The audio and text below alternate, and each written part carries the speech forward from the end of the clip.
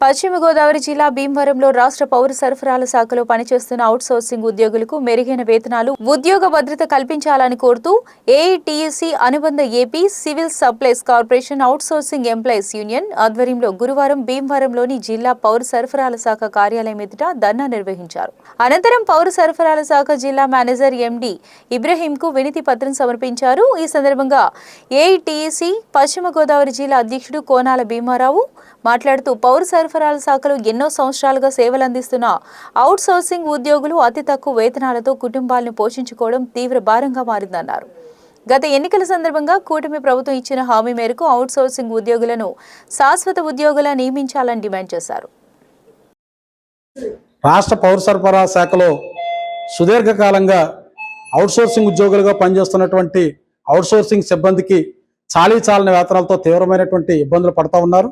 దాదాపుగా 15 సంవత్సరాలు పైబడి పనిచేస్తున్నటువంటి అవుట్సోర్సింగ్ సిబ్బందికి కనీసమైనటువంటి ఇంక్రిమెంట్లు కానీ వాళ్ళ జీతాల పెంపుదల కానీ జరగట్లేదు. ఇవాళ అన్ని నిత్యావసర వస్తువుల ధరలో ఆకాశాన్ని ఇంటి ఇవాళ జీవనం అత్యంత దుర్భరంగా మారుతూ ఉంది. అయినప్పటికీ చాలని వేతనాలు మాత్రమే ఇస్తూ ఉన్నారు. ప్రధానంగా రాష్ట్ర పౌర సరఫరాల శాఖలో పనిచేస్తున్నటువంటి అటెండర్లకి 15,000, ఇవాళ అవుట్సోర్సింగ్ సిబ్బందికి 18,000 రూపాయల వేతనం మాత్రమే చెల్లిస్తూ ఉన్నారు. కానీ ఈ దేశంలో డాక్టాయిడ్ ఫార్ములా ప్రకారం కేంద్ర ప్రభుత్వం నిర్ణయించినటువంటి డాక్టాయిడ్ ఫార్ములా ప్రకారం ఒక భార్యాభర్త 2 పిల్లలు కనీసమైనటువంటి జీవనం సాగించాలంటే 36,000 రూపాయలు కనీస వేతనం ఉండాలని చెప్పి సూచన ఇవ్వడం చేయడం జరిగింది. కానీ వాళ్ళు ఇస్తున్నటువంటి వేతనాలు అరాకొర వేతనాలే. సివిల్ సప్లైస్లో ఉన్నటువంటి అవుట్సోర్సింగ్ సిబ్బందికి 12,000, 18,000 వేతనాలు మాత్రం ఇస్తూ ఉన్నారు. ఇది ఎంత మాత్రం కూడా వాళ్ళు జీవించడానికి సరిపోలేనటువంటి వేతనాలు. అంతేకాకుండా సుదీర్ఘకాలంగా పనిచేస్తున్నటువంటి సిబ్బందికి, అవుట్సోర్సింగ్ సిబ్బందికి కనీసమైనటువంటి ఇంక్రిమెంట్లు కూడా లేనటువంటి పరిస్థితి ఉంది. ఓ పక్క సుప్రీంకోర్టు దేశంలో అత్యున్నత న్యాయస్థానం సమాన పనికి సమాన వేతనం ఇవ్వాలని చెప్పి చెప్తా ఉంది. అట్లాగే కనీస వేతనం 26,000 రూపాయలు తక్కువ కాకుండా ఇవ్వాలనేటువంటి సుప్రీంకోర్టు ఆదేశాలు ఉన్నాయి. ఇవాళ అత్యున్నతమైనటువంటి న్యాయస్థానం ఇచ్చేటువంటి ఆదేశాలు అమలు జరగట్లేదు. ఇవాళ కేంద్ర రాష్ట్ర ప్రభుత్వాలు ఇవాళ అవుట్సోర్సింగ్ సిబ్బంది యొక్క శ్రమను దోచుకోవడం అనేటువంటిది అత్యంత అన్యాయం. ప్రభుత్వాలు శ్రమకు తగినటువంటి వేతనాలు అమలు జరపాల్సినటువంటి బాధ్యత ప్రభుత్వాల పైన ఉంది. వాళ్ళ ప్రైవేట్ ఇండస్ట్రీస్ కానీ ప్రైవేట్ వ్యక్తులు ప్రైవేట్ సంస్థలో పనిచేసే వాళ్ళకి కనీస వేతనాలు అమలు జరపకపోతే అమలు జరిపించాల్సినటువంటి బాధ్యత ప్రభుత్వాలది.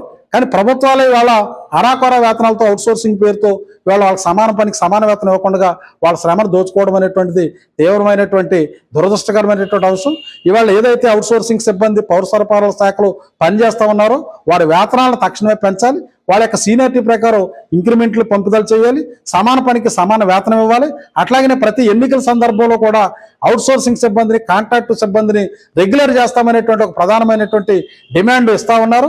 ఎన్నికలు అయిన తర్వాత అధికారంలోకి వచ్చిన తర్వాత ఆ డిమాండ్ నెరవేర్చట్లేదు. ఇవాళ అవుట్సోర్సింగ్ సిబ్బందిగా ఉన్నటువంటి మొత్తం సిబ్బందిని అందరినీ కూడా ఇవాళ ప్రభుత్వం ఇచ్చిన హామీ మేరకు వాళ్ళందరినీ పర్మనెంట్ చేయాలని కూడా ప్రభుత్వాన్ని డిమాండ్ చేస్తా ఉన్నాం.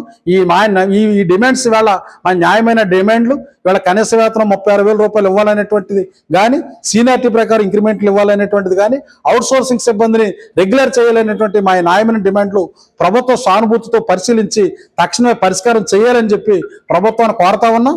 లేకపోతే కనుక రానున్న కాలంలో మరిన్ని పోరాటాలకు సమాయత్తం అవుతామని చెప్పి ఈ ప్రభుత్వాన్ని హెచ్చరిస్తా ఉన్నాం.